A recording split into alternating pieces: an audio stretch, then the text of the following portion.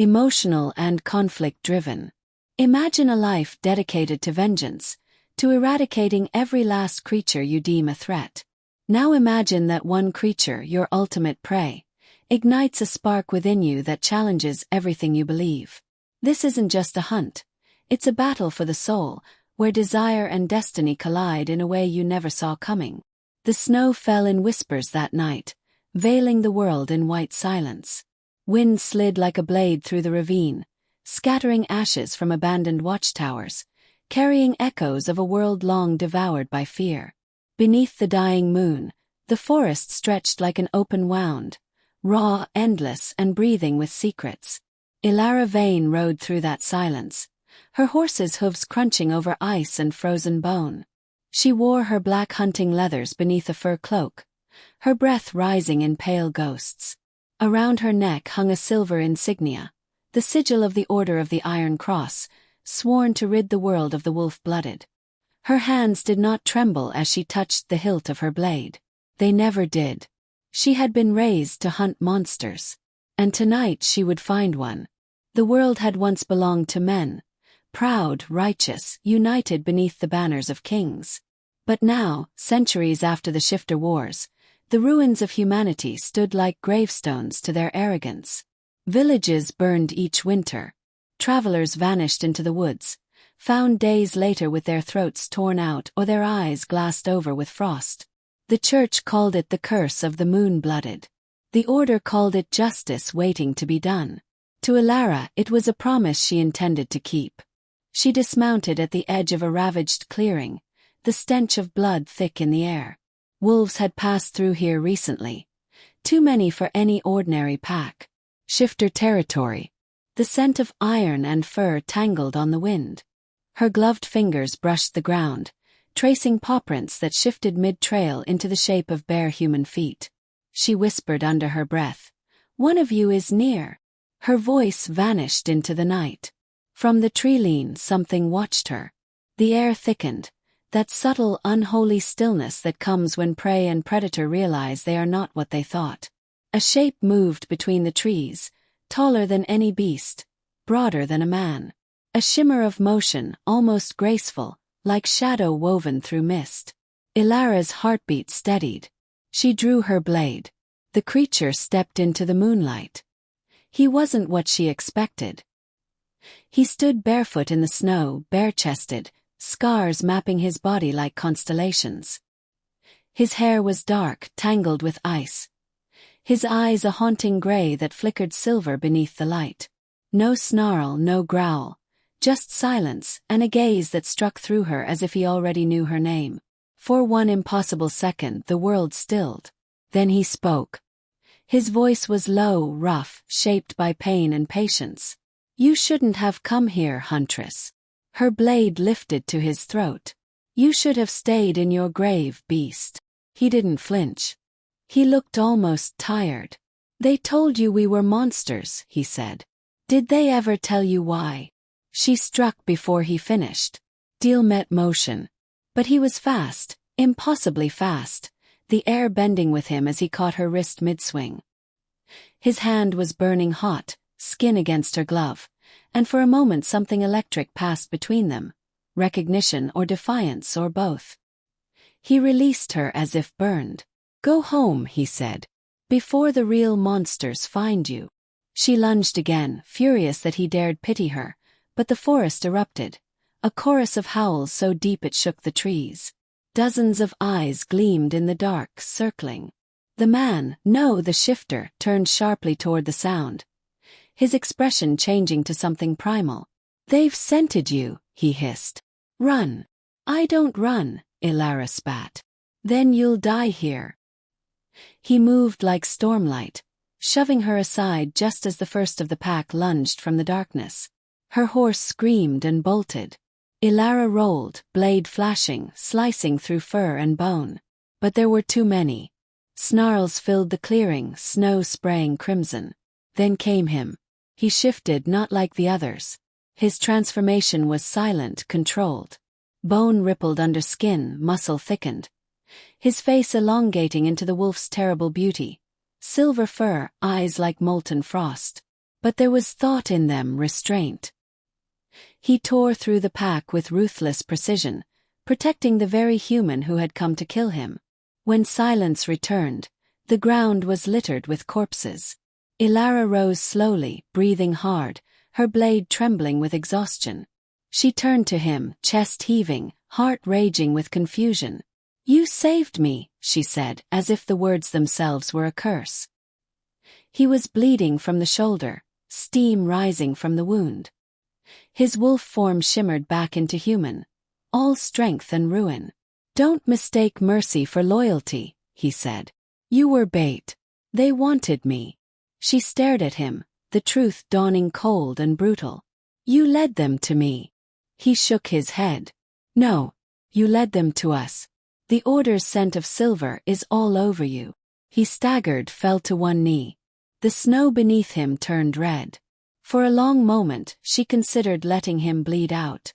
Then she remembered the sound of the others, the way they'd hunted together. Not mindless beasts, but coordinated, intelligent. Something worse was out there, and she needed answers. Against every instinct, she sheathed her blade. "Get up," she said. "You're coming with me."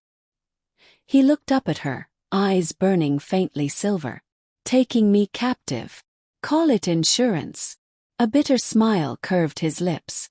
"Or destiny." She didn't respond. She just bound his wrists and dragged him through the snow toward the abandoned chapel on the ridge. Her temporary camp, a ruin older than memory, where candles guttered like dying souls in the wind. Inside, she chained him to an iron column. His blood stained the stone floor. He didn't fight it. He only watched her, steady, unreadable. His silence more unnerving than any growl. She stripped off her gloves and crouched before him, inspecting the wound. The scent of his blood, earthy, metallic, strangely clean, filled the air. "Why didn't you kill me?" she asked. "Why didn't you let me die?" he countered. Their eyes met.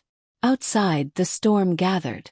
The candles flickered violently, shadows crawling across the walls like restless spirits. She could hear her heartbeat in her ears, that traitorous rhythm that made her feel alive for the first time in years. She hated it. She hated him. And yet she couldn't look away. He spoke softly, almost to himself. "You don't even know who you're hunting, do you?"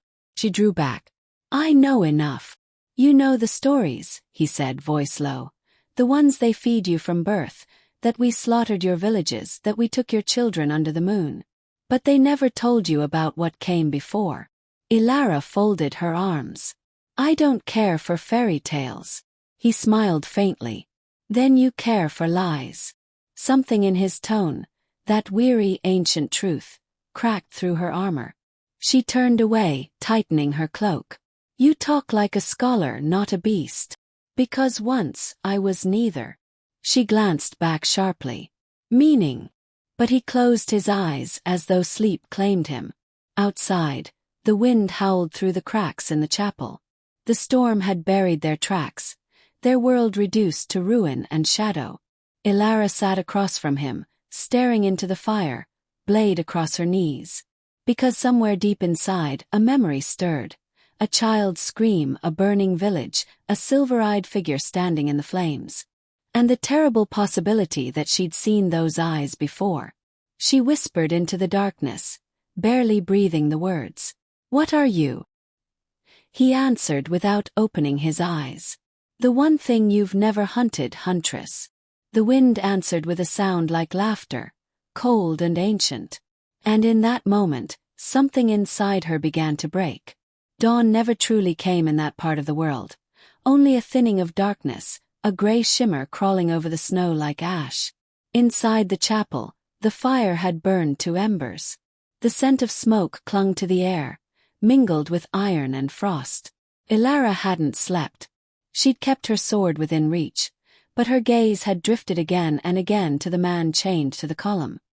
His wounds had begun to knit themselves together, not completely, but faster than any humans would. The sight made her jaw tighten. He was still asleep or pretending to be. His breathing was even, his lashes dark against pale skin. He looked almost human. That thought unsettled her more than his monstrous form had. She rose quietly and stepped closer, her boots barely whispering over the cold stone. She wanted to study him, the structure of his face, the scars across his chest, the faint twitch of muscle under his skin. Every instinct screamed that this was foolish. Curiosity had no place in the life of a hunter. But the longer she looked, the less she could hate him. Her fingers brushed the silver chain that bound his wrists. It hissed faintly, reacting to the heat of his blood. A cruel enchantment, designed to burn his kind from the inside out. He stirred. "I can smell your pity," he said, voice rough from sleep. She froze, hand still on the chain. "Don't flatter yourself," she said. "I was deciding whether to tighten it." He smiled faintly, the corner of his mouth curling as if even pain amused him. "You talk like someone who's never questioned the stories she kills for." She stepped back, glaring. "You think you know me. I know what you smell like." Her heart thudded. "And what's that supposed to mean?" He opened his eyes, those strange silver-gray eyes that caught the dim light like liquid metal. "Like fire and grief," he said quietly. "Someone who's been chasing ghosts." Something inside her flinched, though she hid it well. She moved to the small iron pot by the fire and poured steaming water into a cup. "Drink," she ordered, holding it to his lips. He hesitated. "Afraid I'll bite." "If you could, you already would have." He smirked, took a slow sip. "You're brave. Or foolish. The line between them's thin." "I walk it gladly," she replied. Silence stretched between them, filled only by the sigh of wind and the faint crackle of the fire. Outside, the snow was still falling, thick, heavy, muting the world. Finally she asked, "What do they call you?" His gaze lingered on her face, as though measuring the risk of an answer. "Kale. Just Kale. Once there was more. But names are a luxury for the hunted." Ilara's brow furrowed. "You speak like a poet." He gave a dry laugh. "No, like a survivor." She studied him, weighing his words. He spoke truth with the same ease others lied. She didn't like it. He turned away.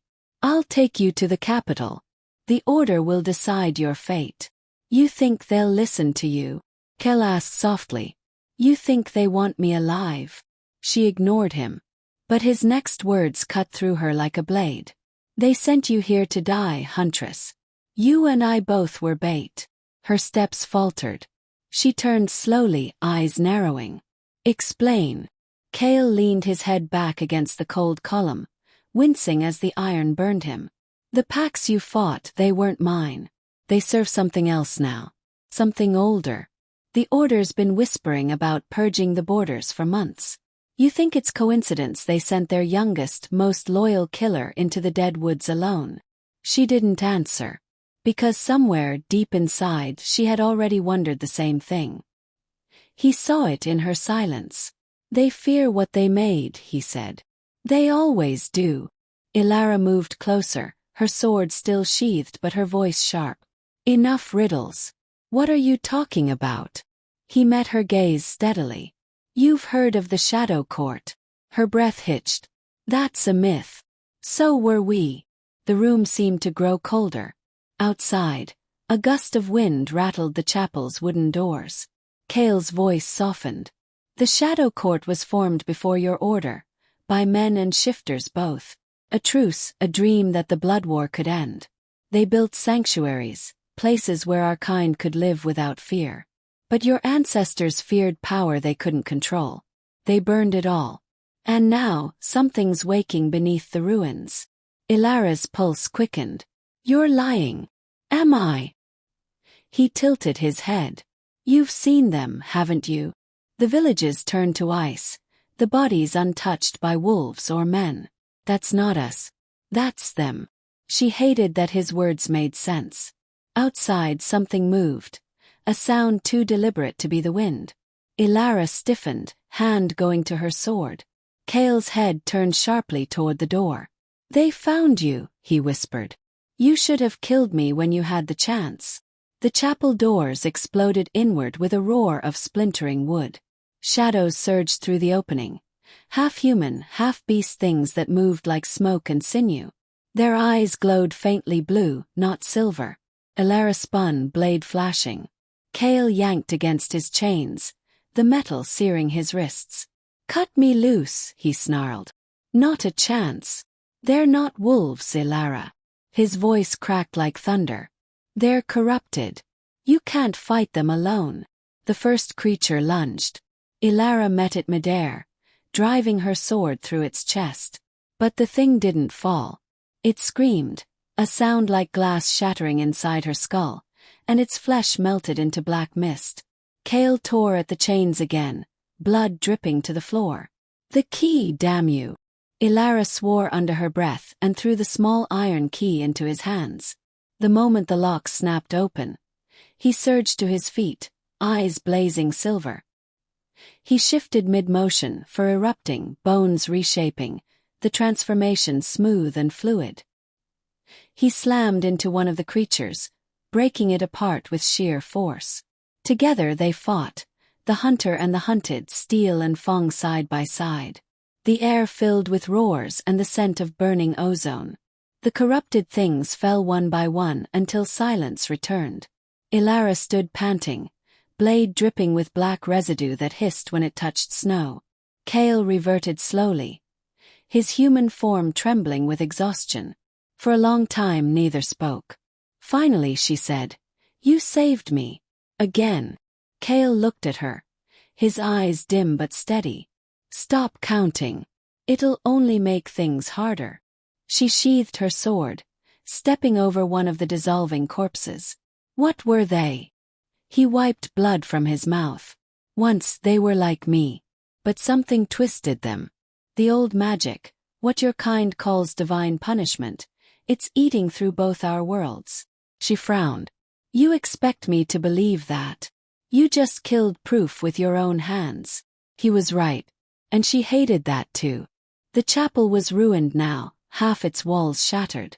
The wind screamed through the gaps, scattering ashes. Ilara gathered her gear, keeping her movements brisk. "We move at first light." "Where?" "To the old citadel. If what you say is true, someone there will know more." Kale gave a weary laugh. "You're taking me into the lion's den. I'm taking you where the truth can't hide." He studied her for a long moment, then nodded. "Then I'll come. But if you try to hand me over."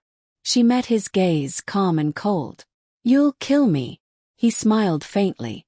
"No. You'll wish I had." They left before the sun rose.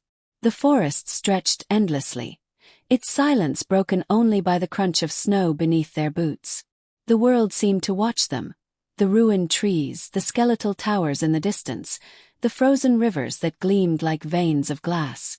Ilara walked ahead, her bow slung over her shoulder. Kale followed a few paces behind, bound now by a length of rope instead of silver.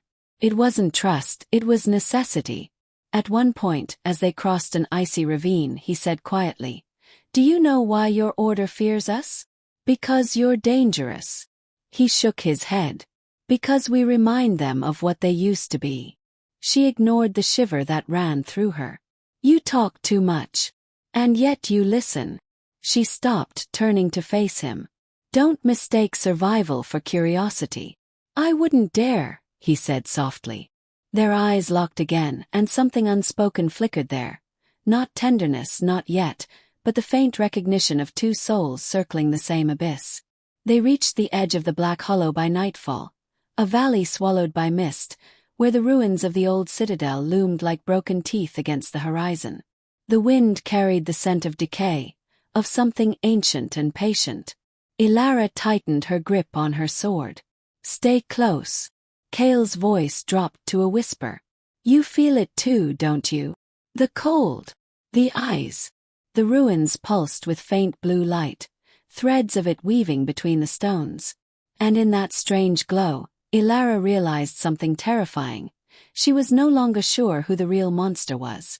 Night came without stars. The mist that clung to the ruins of the citadel seemed alive. It shifted and curled like breath from unseen lungs. The ancient stones groaned under the weight of centuries, each echo a reminder that this was a place the world had chosen to forget. Ilara led the way through the shattered archway, her torch cutting a trembling path through the dark. Kale followed behind, silent but watchful. He moved with the easy grace of a predator, even chained by rope and exhaustion. The citadel smelled of old iron and dust. Hallways stretched into endless corridors where the air itself seemed to hum with ancient voices. The walls were carved with faded symbols, wolves, moons, and wings, intertwined in patterns that made her skin crawl. She paused, brushing her fingers across one of the carvings. "This place was human," she murmured. Kale's voice came softly from behind her. "It was both. Once the Shadow Court met here, long before your order called us demons." Ilara turned, her torchlight catching the sharp line of his jaw, the faint glow in his eyes. "You said the court was destroyed." "It was," he said, "by fear and by silver. But the stones remember." Something about the way he said it, quiet, reverent, made her throat tighten. She pushed the feeling down and moved on. They found an old council chamber, its roof half collapsed, snow drifting through a broken dome above. A circular table stood at the center, cracked in two. She set her torch into an iron sconce and began unpacking her satchel. Maps, dried meat, a vial of holy water. Kale sat against the wall, his movements slower now, his face drawn. "You're bleeding again," she said without looking at him. He glanced down. The wound on his shoulder had reopened, crimson staining the fabric. "It'll heal. Not if you keep pretending you're invincible." He raised an eyebrow. "And what would you know about pretending?" She froze, eyes narrowing. "You think you understand me because you can smell fear?" "No," he said quietly. "Because I recognize it." Ilara clenched her fists. "You don't know anything about me." He leaned his head back against the wall, eyes half closed. "Then tell me, who taught you to hate?" The words cut deeper than she expected. Her mind filled with memories she had buried. Her mother's scream, her father's blood soaking the snow, the flash of silver eyes under moonlight. "I was 12, she said finally. "The night they came. The wolves. They tore through our village. I hid beneath the floorboards and listened while my parents died. The order found me 2 days later." Kale's gaze softened, but his voice remained steady. "And you think it was us?" "It was you." He shook his head slowly. "No. It was something wearing our faces." Ilara turned away. "Enough. Truth doesn't vanish because you refuse to see it." "I said enough." Her voice cracked like a whip against the stone walls. Echoes died. Only the wind remained, whispering through the broken dome. Kale didn't speak again. He just watched her, his expression unreadable, his breathing shallow from pain. Ilara sat by the torch, staring into the flame. She hated him for his calm. She hated the way his words clung to her, heavy and impossible to shake. Hours passed. When the fire burned low, she stood and crossed the room. Without a word, she tore a strip from her cloak and knelt beside him. "What are you doing?" he asked. "Stopping you from bleeding out before I get my answers." He smiled faintly, as if amused by the contradiction. She ignored it, pressing the cloth to his shoulder. His body tensed beneath her touch, not from pain but from something far more dangerous. Her hands were cold. His skin was hot, fevered. The contrast sent a strange thrill up her arms. "You're reckless," she muttered. "You're compassionate," he said softly. "It terrifies you." She met his gaze, that impossible gray-silver light, reflecting her own uncertainty back at her. "You mistake compassion for strategy," she said. "Do I?" Their faces were close now. Too close. She could see the faint pulse in his throat, the curve of his mouth. For a heartbeat, neither of them moved. Then she pulled back, the moment breaking like glass. "We rest for a few hours," she said. "Then we move." Kale watched her retreat across the chamber, his jaw tight. "You don't have to run from what you feel, Huntress." She shot him a glare over her shoulder. And you don't have to assume I feel anything. But she did. And it scared her more than any monster she'd ever faced. Later, when sleep came, it came in fragments. She dreamed of the village again, the snow, the blood, the screaming. But this time, she wasn't the child beneath the floorboards. She was standing outside, sword in hand, watching her younger self hide. And beside her stood Cale, his eyes filled with sorrow. He whispered, "You saw what they wanted you to see." She woke gasping, hand on her blade. The torch had burned low, shadows deepening in the corners. Cale was awake, sitting in silence. He turned his head toward her. "You dream loudly," he said softly. "What did I say?" "Nothing. But your heart did." Ilara looked away, rubbing the sleep from her eyes. "We should go." Cale stood, his movements smooth but strained. "Where?" "There's an archive beneath the citadel. If the Shadow Court existed, there'll be proof." He followed her through the cracked doorway into a stairwell that spiraled downward into blackness. Their torches flickered, throwing long, thin shadows across the stone. The air grew colder with each step. At the bottom lay a massive iron door, half buried in frost.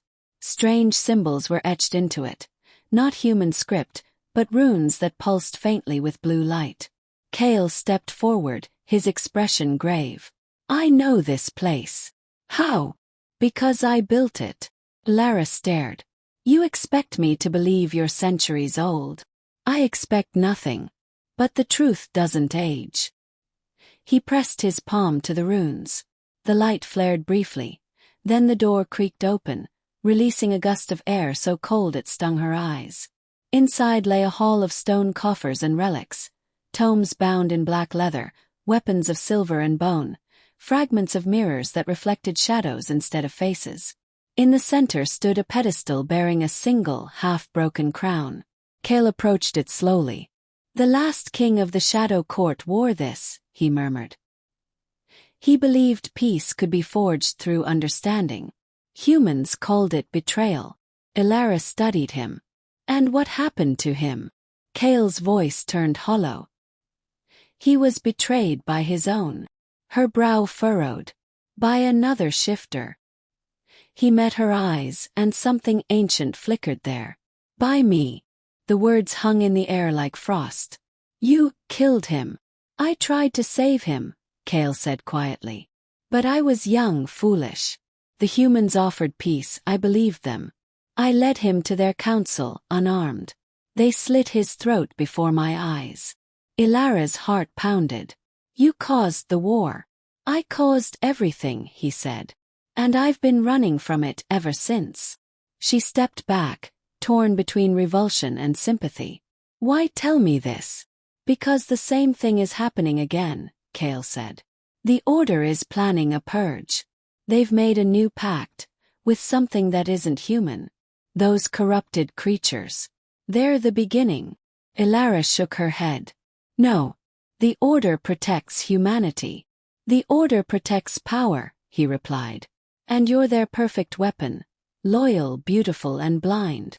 Her hand went to her sword. "Careful." Cale took a slow breath.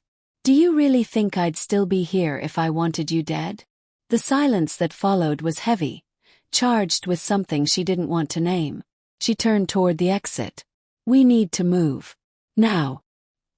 He caught her wrist, not hard but firm enough to stop her. "Ilara." She froze. He had never said her name before. Hearing it in his voice was like hearing a prayer she didn't remember teaching anyone. "Don't go back to them," he said. "If you do, they'll destroy you. You're more dangerous to them than I ever was." She met his gaze, and for the first time she saw fear in his eyes, not for himself but for her. The ground shook. A low rumble rose through the stones. Dust rained from the ceiling. Cale's expression hardened. "They've found us." "Who?" "The corrupted. The ones who serve the new master of your order." Ilara pulled free, drawing her sword. "Then we fight." He shifted, bones cracking, fur rippling down his arms, eyes blazing silver. We fight together, he said. And for the first time she didn't argue. They stood back to back as the ancient door burst open, the darkness beyond alive with movement. The creatures poured in, their bodies twisting like shadows caught in firelight. Steel and Fong met chaos. Ilara's blade cut through the dark like lightning, Kale's claws tearing through the corrupted beasts. The hall filled with roars and screams and the sickening scent of magic and decay. When it was over, the floor was slick with black blood. Ilara leaned on her sword, trembling. Kale shifted back, breathing hard. "You still think I'm your enemy?" he asked. She didn't answer. She couldn't. Because something deep inside her, the part that still remembered the warmth of his touch, the steadiness of his voice, had already decided otherwise. The night stretched endlessly, draped in silver mist and the scent of pine. The ruins had become their fragile shelter, a sanctuary built on lies and revelations neither could escape. The fire crackled low, its glow breathing against the broken stones. He sat opposite her, the shifter, the creature she had once sworn to kill. His chains were gone, replaced by something more dangerous: trust. His hair, black as the obsidian cliffs, glimmered faintly in the firelight. A streak of blood still stained his jaw, dried into a dark memory. She watched him from across the flames, her bow forgotten beside her. "How long will you keep watching me like that?" he murmured, not lifting his gaze from the fire. "Until I decide what you are," she answered quietly. He smirked, the expression fleeting but sharp as a blade. "I thought you already had." Silence fell, deep, reverent, stretching between them like the tension of a drawn bow. Outside, snow drifted lazily, muting the world. Finally she spoke again. "You said your kind was hunted for centuries, that there was another side to it all. Then tell me the truth." He looked up. His eyes, no longer golden but a stormy gray, reflected the flames. "The truth is a blade that cuts both ways, Huntress. You won't like how it feels. I've lived with worse wounds." He sighed. "Then listen." He leaned back, his voice low, deep as the forest's heartbeat. "Long before your people built their stone walls and swore their oaths, there was no war between man and shifter. We lived beneath the same sky, guided by the same moon. But greed always finds a way to twist what's pure. A king, human, feared our strength. He spread tales of beasts devouring villages, of monsters wearing men's faces. The first hunt began with torches, and it hasn't ended since." Her chest tightened. "You expect me to believe humans started it?" He met her gaze, steady, ancient. "You don't have to. But your kind took our children, burned our forests, and then called us the threat. We hid in the mountains, in the shadows, until we became exactly what your stories said we were." She looked away, fingers curling into her cloak. The fire flickered, painting her face in shifting gold and red. "And what are you now?" "Something neither of us understands." The words lingered. Something in them ached, a truth too heavy to name. For the first time since she'd met him, she felt small. The oath she'd lived by began to unravel like silk in water. She had believed herself the hunter, the righteous one, the hand of justice. But justice, she realized, had never been blind. When she finally looked back at him, his eyes had softened. "You're cold," he said. "I'm fine." He stood, stepped closer, the movement silent, fluid. "You're trembling." She wanted to pull back, to keep the distance that had defined her life. But the nearness of him, the heat, the wild scent of snow and pine and iron, broke through her resolve. His hand hovered inches from her cheek. He didn't touch her. He didn't need to. The air between them trembled with something raw, forbidden. "You don't fear me anymore," he whispered. "I don't know what I feel," she admitted. The admission was a blade between them, sharp, honest, irreversible. Outside, the wind howled against the ruined walls. The storm was coming again. But inside, something else was stirring. Older, quieter, unstoppable. She broke the silence.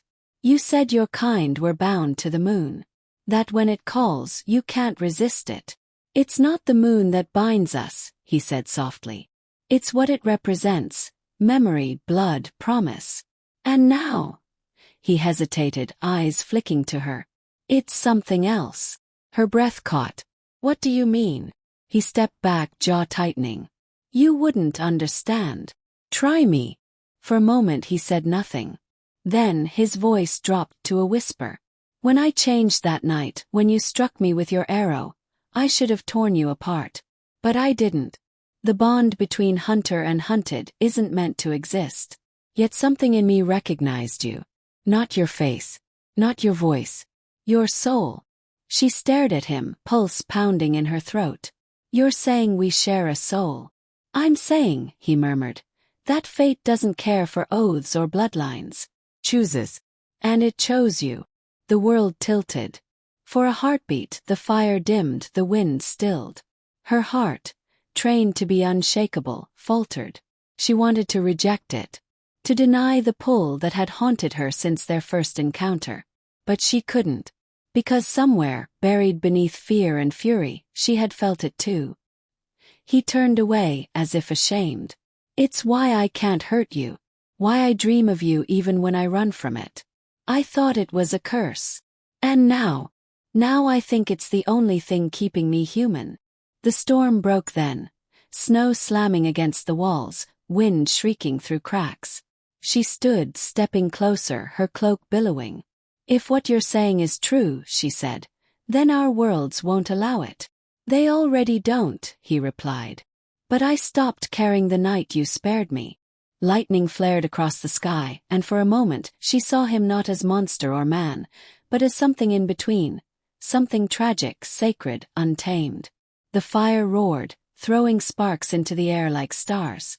She whispered, "Then what happens now?" He smiled, not cruelly, not sadly, but with the weight of prophecy. "Now we stop running from fate." And before she could respond, the door burst open, with splintering snow whirling in. Shadows filled the threshold. Men in armor. The sigil of the hunt carved into their breastplates. Her order. Her brothers. They had found her. Her blood ran cold. He rose in one motion, eyes burning gold again. "You led them here." "No," she cried. "I didn't." But it didn't matter. Swords were drawn. Crossbows raised. The scent of silver flooded the air.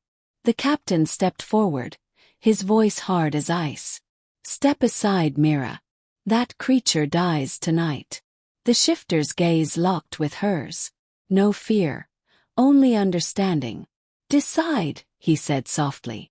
"Huntress or fate." Her bow lay at her feet. Her oath echoed in her mind, every word a chain she had forged herself. But when she looked at him, she saw the truth she had hunted her entire life. Not a monster, but the mirror of her own soul. Snow swirled between them, bright as ash. And she raised her weapon, not at him but at her own kind. The captain's eyes widened. "Mira, what are you?" Arrow flew. It struck the torch in his hand. Fire erupted across the snow, blinding light and chaos. The shifter moved like lightning, dragging her behind the fallen stone wall as arrows hissed past. They ran into the storm, into the dark. Behind them the ruins burned. Ahead the wilderness awaited. And somewhere within it, destiny bared its fangs and smiled. The world had turned to white silence. Snow swallowed everything. The screams, the smoke, the ruin of what had once been her faith. Mira stumbled through the forest beside him, the shifter's breath sharp in the freezing air. The wind howled through skeletal trees, and each gust carried the echo of pursuit. Behind them the hunt burned on. Torches blazed in the distance like a line of stars falling from heaven. Her people, her brothers, the ones who had taught her how to kill. Now they hunted her. The shifter slowed only when the forest grew too dense for horses. His hand brushed her shoulder. "We can rest for a moment." She leaned against a frostbitten trunk, panting, her bow still clutched in trembling fingers. Her eyes darted toward him. "They'll track us by scent. They'll lose it in the ravine ahead," he replied. The river cuts deep there. Even wolves can't follow a scent through running water. He moved with a predator's grace, scanning the shadows, always listening. In the flicker of moonlight, she could see the wound on his arm, deep, glinting faintly with silver. "You're hurt," she said. He dismissed it with a shake of his head. Not badly enough to stop. But the way he gritted his teeth betrayed the lie. Blood trickled from his forearm, steaming where it met the cold. She reached for him without thinking, tearing a strip from her cloak. "Hold still," she whispered. He hesitated, then allowed it. Her fingers brushed his skin, fever-hot, rough with scars. As she bound the wound, her heartbeat tangled with the rhythm of his breath. The world around them dimmed to the sound of wind and pulse. When she finished, she looked up. His eyes were on her, that impossible gold that seemed to see through everything. "You shouldn't have done what you did," he said quietly. "I couldn't let them kill you. They were your kin." "So are you," she whispered. The words hung between them like a vow neither had meant to speak. He turned away, muscles tightening. "You don't understand what that means." "Then explain it." He drew in a breath, his voice low, heavy. "Every shifter is bound to the bloodline that made them, a tether to their pack, to their ancestors. But when fate marks someone outside that bond, it rewrites what we are. You and I, we were never meant to exist in the same story. Yet we do," she said. "Yes." He looked at her again, something fierce in his gaze. "And it's going to cost us everything." The forest moaned as the storm rose again. Snow whipped through the branches, erasing the last traces of their trail. They moved on, silent but for their breath. Hours passed. The world became an endless pattern of white and shadow. When they reached the edge of the ravine, she saw it, a great scar in the land where the river thundered below, black and churning with ice. He leapt first, landing on a slick rock halfway down. Then he turned, holding out his hand. "Jump," he said. Her heart stuttered. "It's too far. Trust me." The words struck deeper than he could have known. She took a breath, stepped back and ran. The jump tore the breath from her lungs, but his arms caught her midair, steady and sure. For one heartbeat, they stood together above the roar of the river, faces inches apart, the world spinning below. Then they descended, into the cold and the dark. The water hit like stone. It was night when they reached the other side, soaked, shaking but alive. He led her into the hollow of an old temple, half buried in snow. Broken pillars jutted from the earth like the bones of forgotten gods. The moon shone through the cracks, pale and merciless. She sank beside the remnants of an altar, exhausted. "What is this place?" "Once," he said, "it was where the moon priests blessed both man and shifter. Before the wars. Before the lies."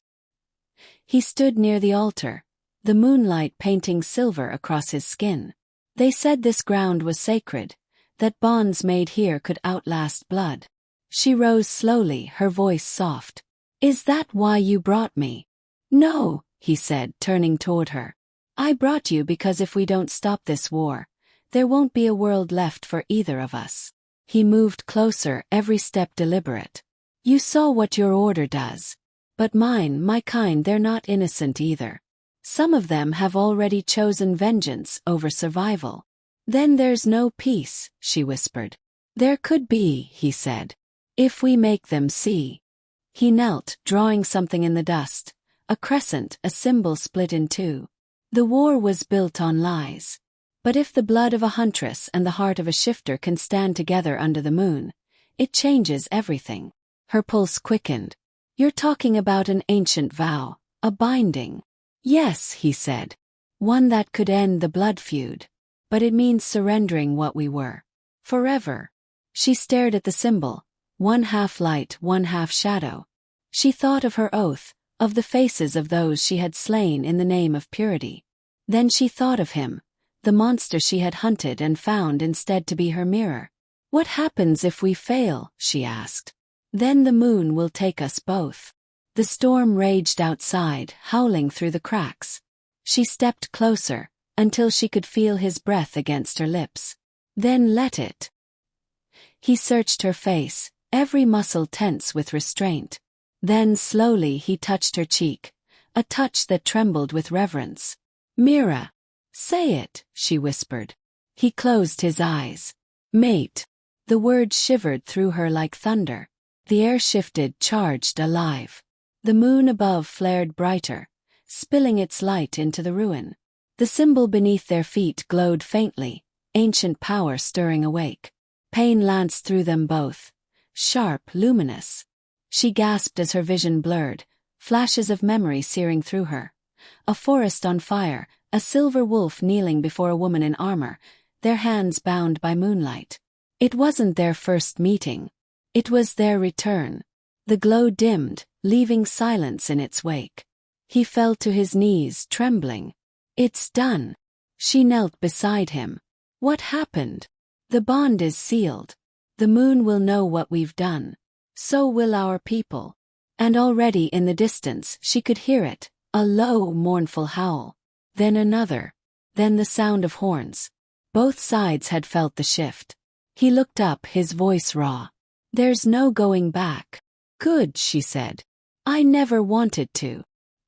He laughed softly, the first sound of peace she had ever heard from him. But peace was fragile.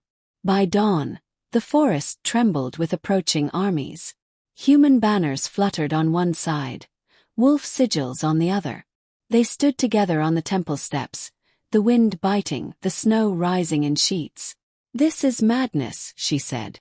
"Maybe," he replied, "but sometimes it takes madness to end a curse." The first soldiers appeared through the fog, crossbows gleaming, claws bared. The world was seconds from collapse. And then silence. The moon broke through the clouds, immense and silver. Its light fell on them both, man and shifter, huntress and monster, standing side by side. The glow of the vow burned faintly on their joined hands. Something shifted in the air. Deep, resonant, undeniable. The armies faltered. The wolves stilled. The hunters hesitated. The war, poised on a knife's edge, began to crumble. For the first time in a century, the wind carried not the sound of battle, but of awe.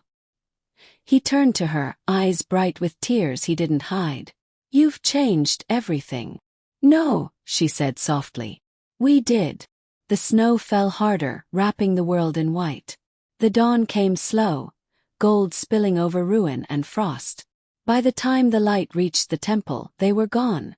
Only their footprints remained, side by side, fading into the forest. And when the wolves howled that night, it was not for death.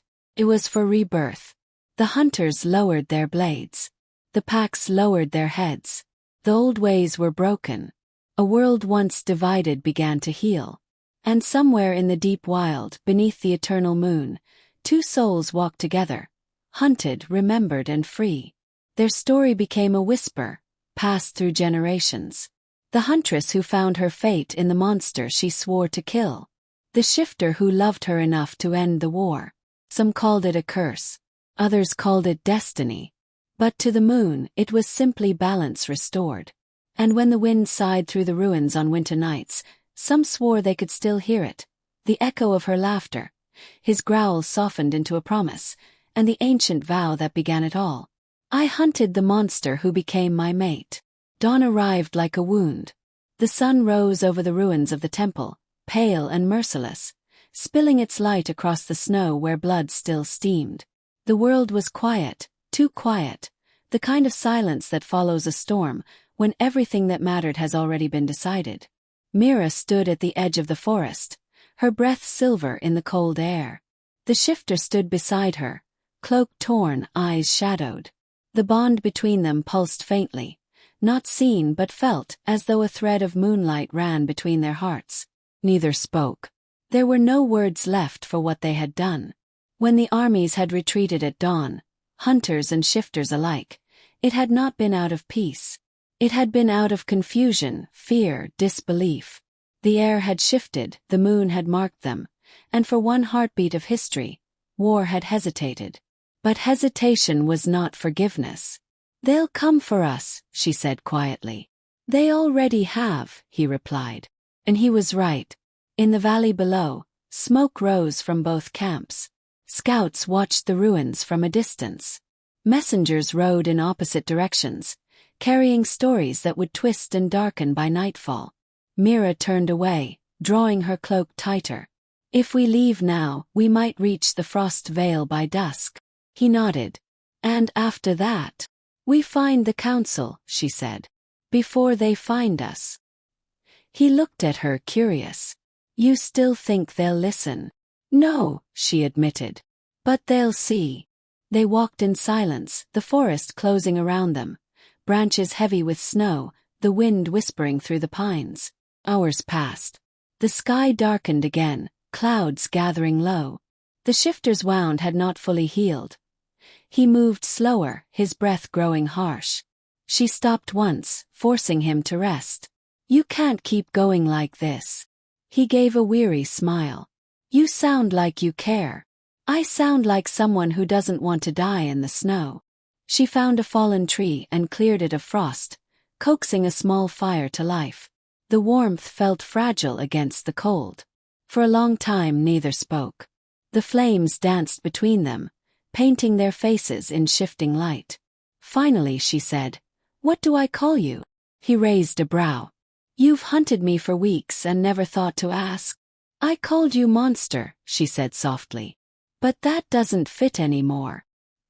He studied her for a moment, then said, "Kale." "Kale," she repeated, testing the weight of it. "It suits you." He chuckled. "And you, huntress? What's your true name?" "Mira." He nodded slowly. "It means to look, doesn't it? How would you know that? My people spoke the old tongue before your kind forgot it." His gaze softened. "You were always meant to see beyond what others refused to." The wind shifted, carrying the faint howl of wolves, distant but growing closer. Kale stiffened. "They've found us," he murmured. Within moments, the first shadow emerged from the trees, tall, lean, with fur-lined armor and eyes like polished amber. Behind him came 3 more, moving silently. Kale stepped forward. "Brothers," he said cautiously. "You shouldn't have come." The leader snarled. "And let the moonbreaker roam free. You've defiled the bond, Kale. You've made yourself one of them." Mira rose, bow in hand. "We don't want a fight." The wolf's gaze cut to her. "You're the reason he's cursed." Kale growled, stepping in front of her. "She's the reason I'm still alive." "Alive?" The wolf spat. "You've doomed us all. The bond was meant to stay pure. The moon's call is bleeding through every pack. Do you feel it? You've unbalanced the order." Myra's pulse quickened. "We didn't do this to destroy anything. Intent doesn't matter. The blood oath will be invoked." Kale's eyes darkened. "The blood oath hasn't been spoken in centuries. Then it's time." The wolves circled them, their voices low and rhythmic, an ancient chant that made the air vibrate. Mira could feel it in her bones, an old power stirring, older than men or beasts. "What are they doing?" she whispered. "Calling judgment," Kale said grimly. The leader stepped forward, dagger drawn. "You know the law. When one of our kind binds with the blood of a hunter, both must bleed, or the curse spreads." Kale's expression turned cold. "If this is how it ends, I won't let her die for what fate chose." He lunged, faster than the eye could follow, meeting his kin's blade with a snarl. Steel rang out.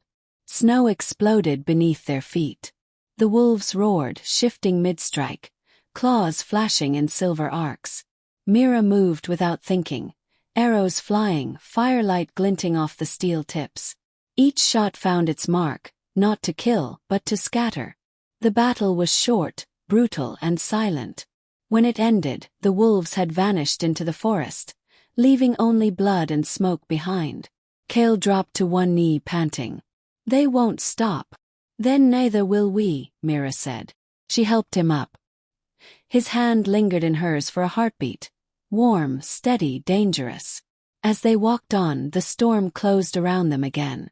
The bond between them pulsed stronger now, no longer fragile but fierce. Somewhere behind them the old world was breaking. Ahead lay something new. Wild, uncertain, alive. By nightfall, they reached the cliffs of the Frost Vale. The valley below shimmered with blue ice and moonlight. In the distance, torches glimmered, the council's fortress. Kale stood at the edge, wind tearing at his cloak. If we go down there, there's no turning back. Mira met his gaze. There never was. The moon rose high, silver and whole, and for the first time since the war began, Mira felt it. Not as a curse, but as a witness. Somewhere deep inside, the bond whispered one truth she could no longer deny. They were no longer hunter and hunted. They were the beginning of something else. And as they descended into the Valley of Judgment, the world above seemed to hold its breath. The fortress rose from the ice like a scar carved into the earth, a monument to all that the old world refused to forget. Towers of pale stone pierced the blizzard sky, their peaks crowned with frozen banners that never moved. Every wall seemed to hum with an ancient vigilance, a warning to all who dared to approach. Mira and Kale stood at the edge of the cliffs, cloaked in the white storm. The wind howled around them, carrying whispers of wolves and the cries of unseen ravens. Below, torches burned along the battlements, hundreds of them, like fireflies trapped in crystal. "They'll kill us before we reach the gate," Kale said quietly. "Then we walk as ghosts," Mira replied, pulling her hood low. "And hope the dead still remember mercy." They descended through the storm, the world narrowing to the crunch of boots in the snow. The air was sharp with frost, and each breath burned. By the time they reached the outer walls, dawn had vanished again, replaced by the gray silence of eternal winter. A horn sounded once, deep and sonorous. Shadows moved along the ramparts. "Identify yourselves," a voice shouted from above. Mira stepped forward. "Mira of the Iron Veil. Hunter of the Second Order. I seek the Council of Elders." There was a pause, then laughter. Cold, hollow laughter that echoed off the stone. "The Council does not receive traitors," the voice replied. Kale's jaw tightened. "They'll never let you through." "I'm not asking for permission," she said. She drew a medallion from her cloak, a disc of blackened silver, engraved with the sigil of the hunt. For a moment, it gleamed in the torchlight. Then she hurled it to the ground.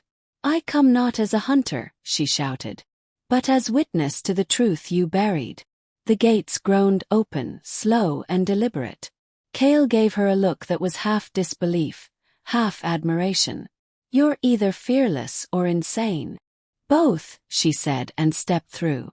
The hall beyond was vast, its ceiling lost in shadow. Pillars of ice ran from floor to roof, each one carved with faces, warriors, kings, and monsters, all staring down in judgment. At the far end sat the Council of 12, cloaked in white and gray, their eyes like shards of the moon. In the center of the chamber stood a circular pool of frozen water, the mirror of judgment. Kale kept to the edge, his steps soundless. Every eye turned toward him, every breath tightened. "Mira of the Iron Veil," intoned the eldest of the council. His voice was dry as parchment. "You bring a beast into the seat of men."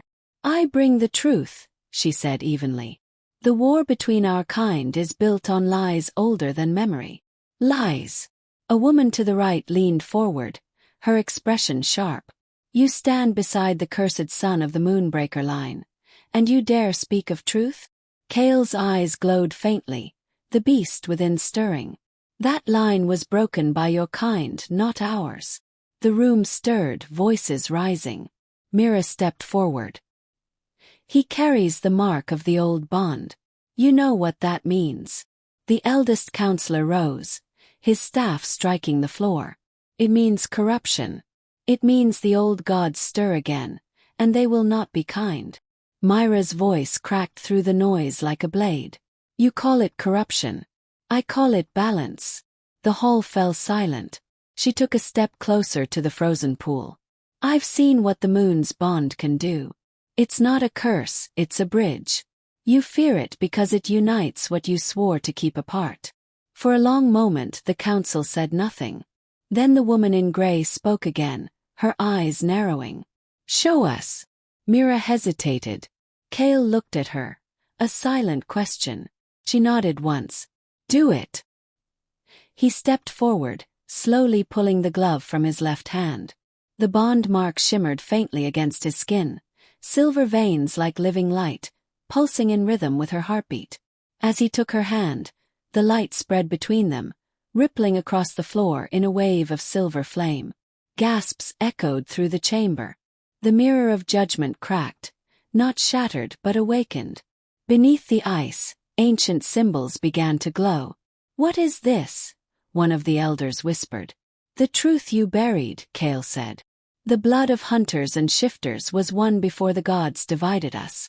This bond doesn't break the order, it restores it." But even as he spoke, a shadow moved in the hall.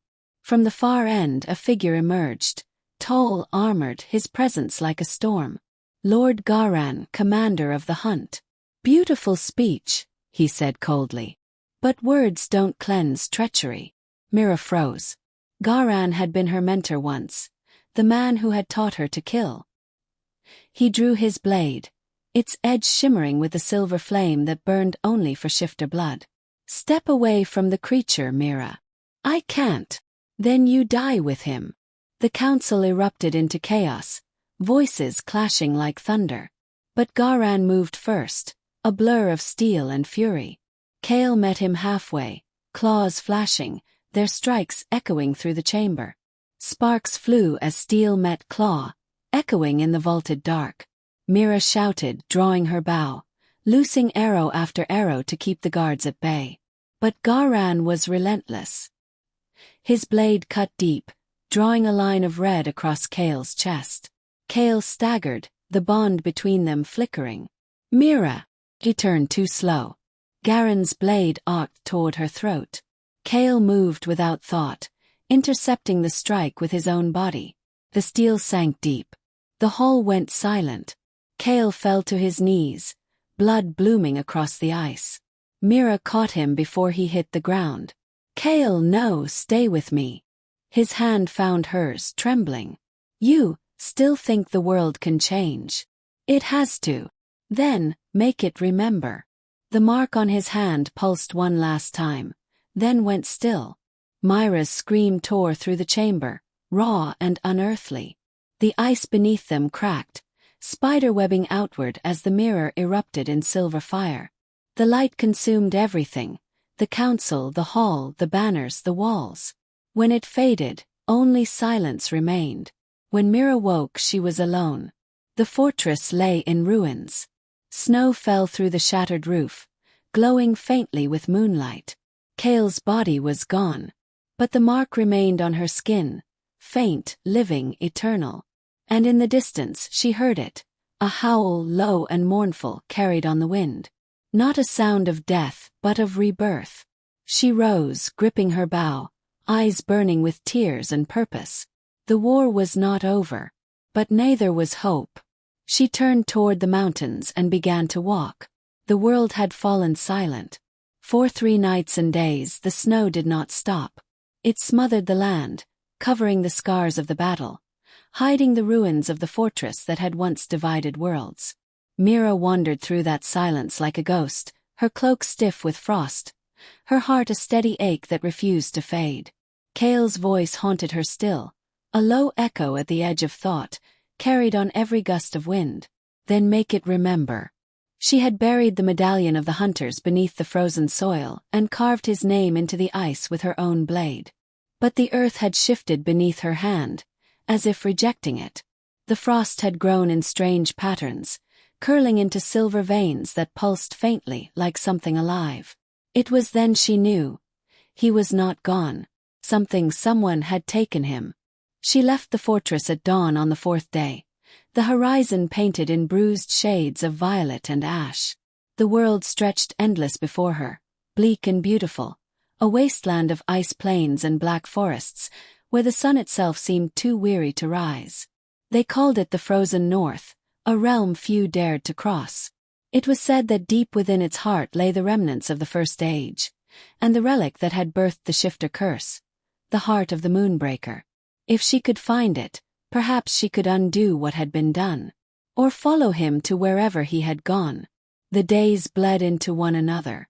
The cold gnawed at her skin until it no longer mattered. Her bow grew heavy, her arrows brittle. Wolves followed at a distance, their eyes twin lanterns in the dusk, as though guiding her deeper. One night, as she made camp among the ruins of a forgotten village, she dreamed again. A forest of silver trees stretched before her, their leaves whispering secrets. Kale stood in the distance, barefooted, his chest marked by a faint glow. His eyes met hers, not wild, not human, but something in between. "You shouldn't be here," he said. His voice was neither sound nor breath, but the tremor of her own pulse. "I'm not leaving you. Then you will lose yourself. So be it." He reached for her, but the forest fractured like glass. She woke gasping, her skin glowing faintly with the mark they shared. The northern wastes welcomed no one. Blizzards howled across the plains, erasing her tracks, twisting her sense of direction until time itself began to feel uncertain. Sometimes she thought she heard voices, laughter, whispering, the call of someone she knew but couldn't name. On the 10th day, she stumbled upon a temple buried beneath the snow, its spires broken, its walls carved with wolves and moons. She descended the crumbling stairs into darkness, torchlight flickering against murals that depicted gods and beasts locked in an eternal embrace. And there, at the center, upon an altar of stone, rested the relic. It was not what she had imagined. The heart of the moonbreaker was no jewel or crown, but a single fragment of mirror, black and shimmering, as if reflecting not the world around it but the memories of those who dared to look. Mira reached for it. The air trembled. Her reflection shifted, her face darkened, her eyes gleamed gold, her breath misted in rhythm with a heart not her own. And behind her reflection stood Kale. "Mira!" His voice murmured from the glass.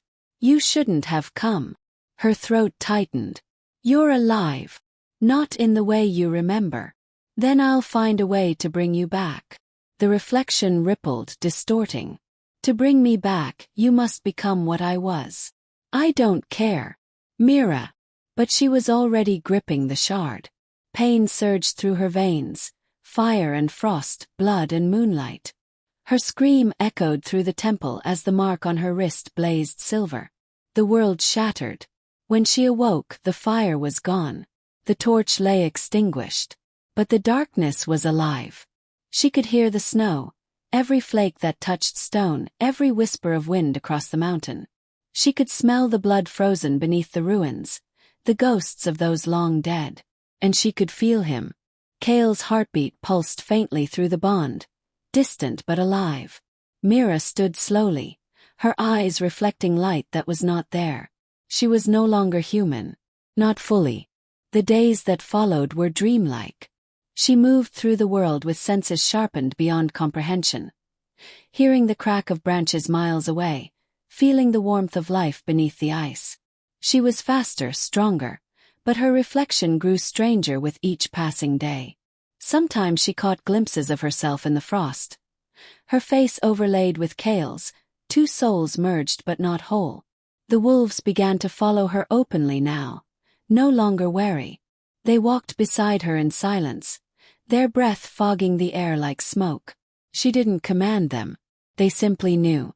At night, she would sit beside her small fire and listen to the wind carry his voice. "Mira. The heart changes everything it touches. I don't care what it changes," she would whisper. "So long as it leads me to you. You may not like what you find." Weeks later, the snow gave way to the Valley of Ash, a desolate basin of black ice and petrified trees. At its center stood a single figure, tall, cloaked in gray, his face hidden by a hood. She knew before he turned. "Kale." He faced her slowly. His eyes burned with a faint red glow, the kind that once belonged only to the beasts who had lost their humanity. "I told you not to follow. I didn't follow. I found you." His expression was unreadable. "You shouldn't have touched the heart. You shouldn't have left me." The silence between them was heavy, like a blade balanced on a breath. He took a step closer. She could feel the power radiating from him. Colder than the wind, older than the moon. I'm not who I was, Mira. Neither am I. He stopped. For the first time, something human flickered in his eyes. Their bond, broken, reforged, pulsed between them like a heartbeat shared across two bodies. What did you become? He asked softly. She met his gaze. Yours. They stood there for what felt like forever. Two lost souls bound by a curse and a promise neither could undo. The wind howled through the valley, lifting ash into spirals that glowed faintly silver in the pale light. Cale reached for her, hesitant as though afraid she might vanish. When their hands met, the air around them changed.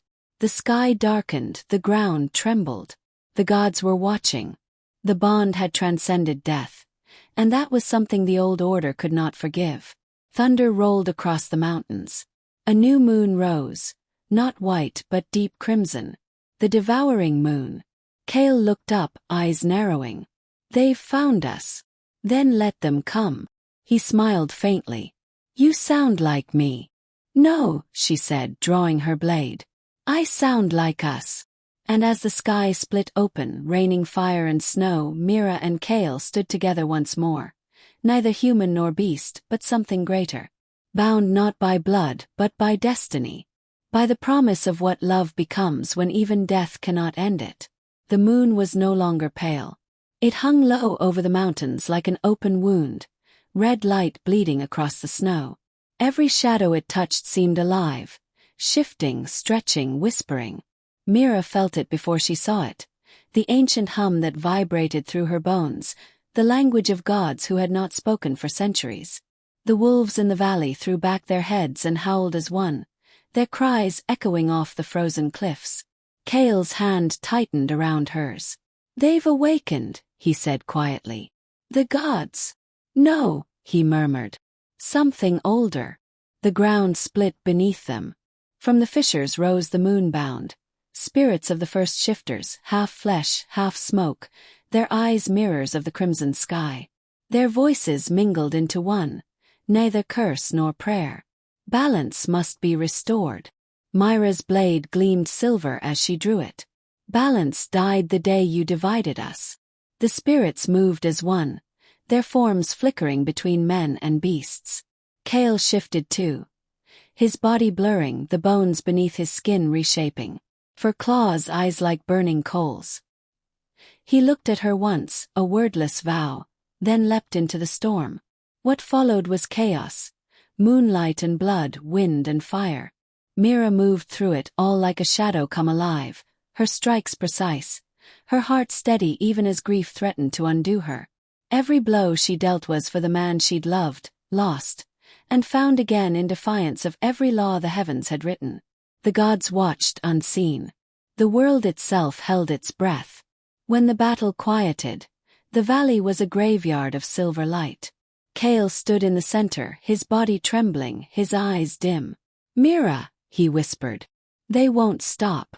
As long as we exist, the divide remains unhealed. Then let them take the divide, she said fiercely. Let them see what unity costs. She stepped into his arms. The mark between them flared, brighter than moon or sun. The ground shuddered. Every wolf howled. Every hunter who still lived woke from their nightmares to see the sky burning red. In that instant Mira understood. The bond had become a weapon. The gods' voices returned, low and mournful. If love unites what we sundered, then let love bear the burden. The light swallowed them. Mira clung to Cale as the world dissolved, as the cold turned to heat, as the roar of wind became the silence of eternity. When she opened her eyes, they were no longer in the valley. They stood within a vast plain of silver mist, the place between worlds, where time slept and fate was rewritten. Cale's form flickered, torn between man and wolf. This is where they judge us. Then they'll hear me, she said, stepping forward.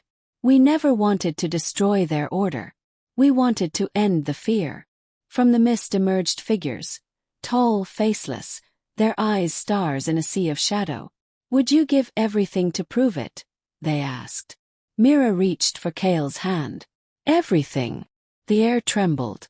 The mark between them flared once more, searing through flesh and soul. Their hearts beat together and then apart. Cale gasped, his body dissolving into silver dust. Mira cried out, reaching for him, but the gods' voices thundered. Balance restored. And she was alone again. The red moon faded to white. Snow fell softly over the empty valley. No one spoke of what had happened there, only that the howling had stopped, and the world seemed a little quieter. But at the edge of that silence, when the wind shifted, one could still hear her voice, soft, resolute, whispering to the night. I will make it remember. Winter ended slowly that year. The frost did not melt so much as retreat, step by step, like a wounded beast abandoning its own trail. Rivers creaked awake, forests shed their glassy skins, and the air smelled faintly of earth again. Yet the silence remained, an uneasy quiet that stretched across both kingdoms. They called it the year of the hollow moon, when wolves stopped howling and hunters laid down their blades. Mira had vanished into myth. Deep in the north, where snow still lingered in the crevices of mountains, a figure walked the border between shadow and dawn. Her cloak was tattered, her bow worn, but her eyes glowed faintly with silver fire. She carried no map, no emblem, only the weight of a promise. Cale's name lived on her tongue like a heartbeat. Each morning she whispered it to the wind, and the wind answered, shaping his voice from the echoes of her own. I am not gone. I am the world that remembers you. The gods had taken him, but they had not erased him. They could not. Every wolf that roamed beneath the moon now bore eyes like his. Every new child born to the clans dreamed of silver forests and the huntress with a broken heart. That was the gods' mistake. They believed love could be contained. One night Mira reached the edge of the world. There was no sky there, only endless fog and the slow, rhythmic pulse of something vast beneath the earth. The old ones had called it the breath of creation, the point where all beginnings waited to be born again. She dropped to her knees and pressed her palms into the frozen soil. Cale, she whispered, if the gods made this world with a single breath, then I will unmake it with my last if it brings you home. The wind rose. The mark on her wrist burned anew, searing through skin and bone, filling her with light and memory and pain. The sky split open. From the rift spilled shadows, thousands of them, wolf and man and spirit intertwined, all the souls that had ever been torn apart by the ancient curse. They circled her, not in anger, but in recognition. The huntress who defied heaven. The woman who loved the monster. Mira stood, her voice low but steady. You wanted a balance. Then let it be born through us. She drew her bow one last time, nocked an arrow of silver flame, and aimed not at earth or sky but at the space between, the fragile seam that held the two apart. When she loosed it, the sound was not thunder but a heartbeat. The arrow vanished into the dark. A blinding surge of light followed, washing across the world like a tide of dawn. The gods' voices rose in panic, fading beneath the roar. Mountains shook. Rivers turned to mirrors. The moon itself cracked, spilling light instead of blood. And from that brilliance he stepped through. Oh, not beast, not man, something whole. The mark on her wrist flared, answering his. For a moment neither spoke. The world held still between their breaths. Then he smiled, small, human, full of wonder. You always finish the hunt. She laughed, half sob, half relief, and ran to him. When they met, the light around them folded inward, sealing the wound between worlds. The gods fell silent. The snow began again, not cruel this time but gentle. In the centuries that followed, no one agreed on what truly happened. Some said the huntress and the wolf became the twin guardians of the new moon, one seen, one unseen. Others swore they walked the forest still, watching over every child born beneath the winter stars. What all the stories agreed on was this. The last hunt was not a battle. It was a choice. And because one woman chose love over fear, the world learned to breathe again. The snows never melted on the valley where the huntress fell. Some said the frost was cursed, that no fire could warm its stones, that the wind itself mourned through the ruins. Others whispered another story, one that the oldest wanderers still told beside dying embers, when the night was too quiet to bear.